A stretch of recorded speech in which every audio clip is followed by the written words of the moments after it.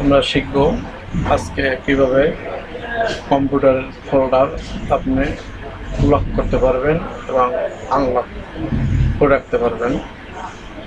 আমরা প্রথমে এই যে আমার ডাউনলোড এই ফোল্ডারটা আমি লক করব। কীভাবে পারবো আপনারা দেখেন।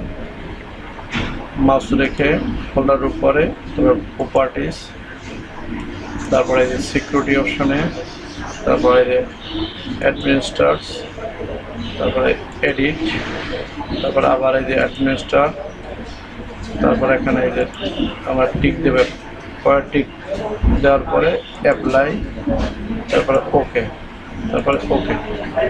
আমাদের ফোল্ডারটা এখন লক হয়ে গেছে। আমরা একবার চেক দিয়ে দেখি। এই যে আমাদের ফোল্ডারটা লক হয়ে গেছে। এখন এটা কীভাবে আমরা আনলক করতে পারি, মাউস রেখে রাইট বাটনে ক্লিক করে আবার প্রপার্টিস, তারপরে সিকিউরিটি, তারপরে অ্যাডমিনিস্ট্রেটরস, তারপরে এডিট, আবার এই যে অ্যাডমিনিস্ট্রেটরস, তারপরে এই টিকগুলো আমরা এখন তুলে ফেলবো, তারপরে অ্যাপ্লাই করার পর ওকে, তারপরে ওকে। আমাদের এখন ফোল্ডারটা আনলক হয়ে গেছে। আমরা চেক দিয়ে দেখি যে আমাদের ফোল্ডারটা আনলক হয়ে গেছে।